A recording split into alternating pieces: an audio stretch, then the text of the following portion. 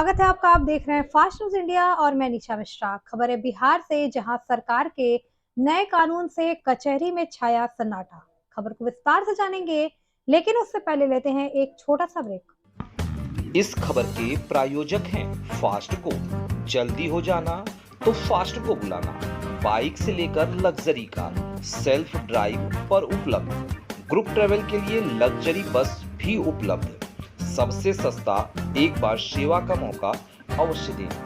WhatsApp करें 9044808808। Break के बाद आपका स्वागत है। खबर है बिहार के गया से, जहां टिकारी कचहरी का जायजा लेने पहुंचे फास्ट न्यूज इंडिया के district bureau chief Mukesh Kumar Sharma के साथ कोच थाना इंचार्ज अजय कुमार सिंह। बता दें कि बीते दिन सरकार का नए कानून लागू होने से आम जनता के साथ सभी रोजगारों पर असर पड़ा है। वहीं डीड राइटर अलग देव सिंह ने बताया कि बहुत ऐसे परिवार हैं जिनका अभी तक दाखिल खारिज नहीं हुआ है। वैसे में जमीन बेचना बहुत मुश्किल हो रहा है। दाखिल खारिज कर्ता पर आरोप लगाते हुए कहा कि एक ही काम के लिए किसान को कई दिनों तक घुमाते रहते हैं। किसान को इस सरकार से विश्वास गिर रहा है।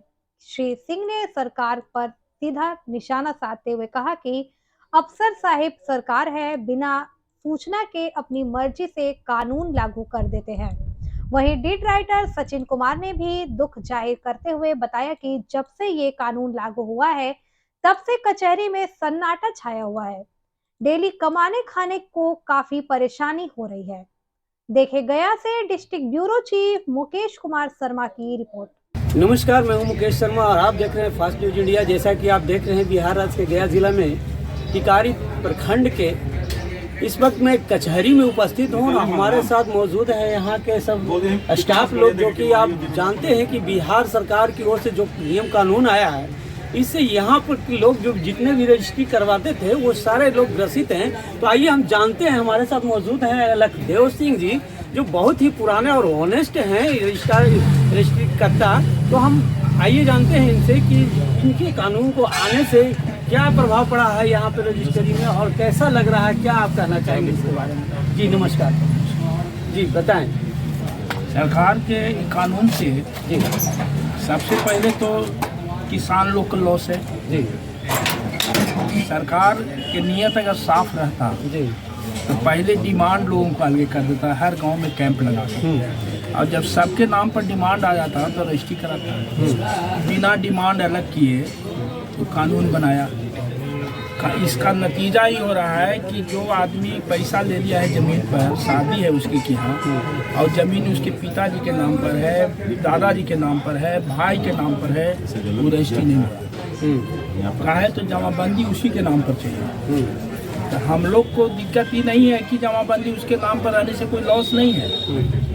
लॉस ये है कि बिना तैयारी किए आप एक बैग लागू किया। आप जिसको शादी है उसका शादी किसे होगा? तो पहले तो गृहस्थ को सबसे बड़ा क्षति है इससे। दूसरा है कि बेरोजगारी बढ़ गया। स्टाम्प वेंडर का एको स्टाम्प नहीं बिक रहा, डीड राइटर के एको कागज नहीं आ रहा, होटल वाला के भी दिक्कत ही हो रहा है कि जब यहाँ रजिस्ट्री हो ही ना रहा है तो होटल में कोई नाश्ता पानी नहीं। तो इस सरकार जो है ऐसा सब मिला है, तीनों सरकार दिल्ली और बिहार की बेरोजगारी बढ़ाने वाला ही सरकार है, भूखमरी पर लाने वाला ही सरकार है। चलिए, तो इसके बारे में आपको क्या कहना है? आप क्या कहना चाहते हैं, क्या सूचना देना चाहते हैं आप? हम सूचना देना चाहते हैं कि सरकार अगर चाहती है कि डिमांडधारी ही जमीन बेचे, इससे हम लोग को कोई एतराज नहीं है, लेकिन इसके लिए वो हर गांव में एक पंचायत में अगर एक कर्मचारी या एक ऑपरेटर दे देगा नक्शा के साथ, तो हमारा बड़ा पक्का विश्वास है कि एक पंचायत में 8-10 गांव से ज़्यादा नहीं है। 10 दूनी 20 दिन में उस गांव का डिमांड अलग हो जाएगा। ये नियम गलत बनाया। अगर किसी के 4 भाई के नाम पर डिमांड खुला हुआ भी है, चूँकि खानगी जोड़बंदी बंटवारा पहले से लागू है, तो खानगी जोड़बंदी बंटवारा से कोई 15 बरस से कोई 20 बरस से जमीन बांट के अपना कब्जा किए हुए हैं। अब वो जमीन हमारे भाई अपन जमीन को बेचना चाहता है, उसका भी डिमांड में नाम है। लेकिन वो अपन हिस्सा के मुताबिक भी नहीं बेच सकता है। ये अभी तक के ऐसा कानून क्लियर हो के रजिस्ट्रार को मिला नहीं है। ये भी उहापोह में है कि हम करें तो क्या करें। अच्छा, करें कि ना करें, ऐसा ना कि करें कि हमारा पर शोकौज हो जाए। तो भाई इसको जल्द से जल्द कम से कम स्पष्ट तो कर देता सरकार कि 2 भाई के नाम पर है तो दोनों अपना हिस्सा के मुताबिक बेच सकते हैं। उसके डिमांड में नाम चाहिए। जी जी। कर्मचारी की स्थिति ऐसा है सरकार के पास कि यहाँ 22 पंचायत अभी है, 24 में 4 गो कर्मचारी है। कागज पर कैंप लगा रहा है पंचायत में। कहा भाई तो हम कैंप लगा के दखिल खारिज करेंगे। तब सोचे की चीज़ है कि एगो पंचायत में 10 गो गाँव है, उस समय दिया है कैंप लगाया है, वहाँ इतना भीड़ हो जाएगा कि एको के काम नहीं होगा।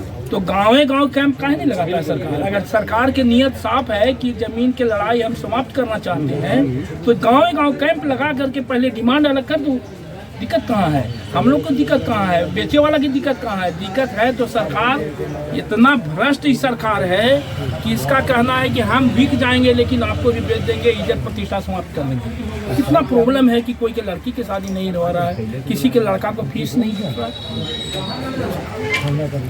है। और पूछेंगे सर। भैया आप ये बताइए कि आप जानते हैं कि हमको ज्ञात है कि आप राजद का जिला का उपाध्यक्ष हैं और इस प्रकार से जो सरकार पे जो आरोप लगा रहे हैं, तो हम जानना चाहते हैं आपसे कि यदि आप सरकार में थे, कल तक आपके सरकार में थे, सरकार आपके साथ थी, तब क्या ये कानून सही था? कानून था कहाँ? उस टाइम में नहीं लागू था ये बात। ये नियम बनाए थे उस 2019 में। उस टाइम में भी हम सरकार में नहीं थे। जब हम सरकार में आए 17 महीना के लिए, तो चूंकि इसके लिए जनहित याचिका हाई कोर्ट में लोग किया, तो हाई कोर्ट जब तक फैसला नहीं दिया तब तक रुका हुआ था ये काम। हमारे टाइम में हुआ कहाँ? हमारे टाइम में लागू नहीं हुआ था। लागू किया दिल्ली सरकार और बिहार सरकार। बिहार सरकार के मुख्यमंत्री कितना बढ़िया हैं कि उनका कहना है कि बिहार बिक जाए तो बिक जाए, हम ऐसा काम करेंगे कि पब्लिक मरे चाहे जी, उसको देखे से आपको कोई मतलब नहीं।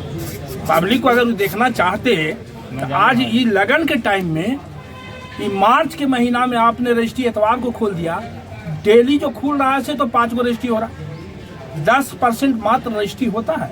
जी जी। तो सरकार को तो लॉस है जी, उससे कोई दो मत नहीं है।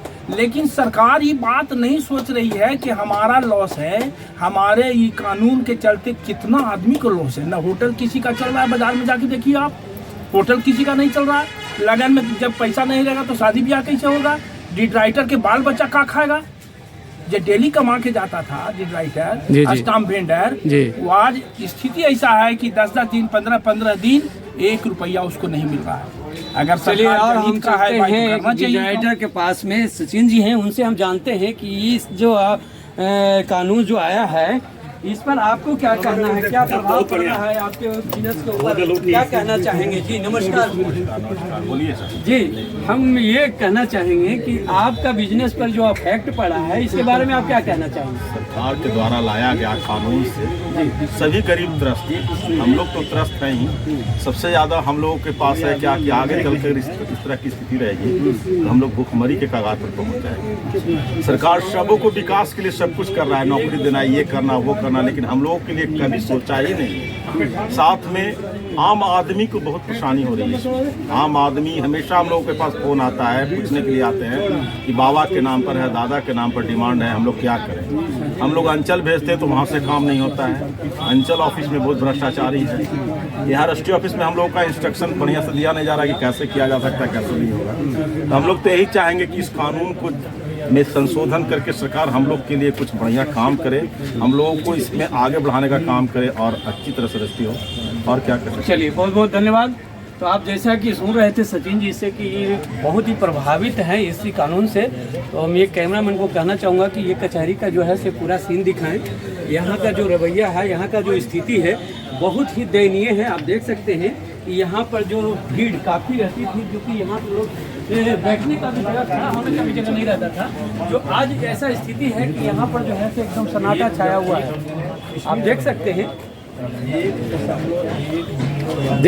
आप देख सकते हैं कि सुशील भैया जो है, कल तक इनके यहाँ नंबर लगता था सुनील भैया के पास, अब आज हुक रहे हैं। देखिए कैसे सो रहे हैं। और इस प्रकार से कैमरे में जो है आपको विकेश कुमार सिन्हा जी हैं, सामने बैठे हैं राकेश कुमार जी हैं, सब झुक रहे हैं। ये स्थिति हो गई है रजिस्ट्री ऑफिस का।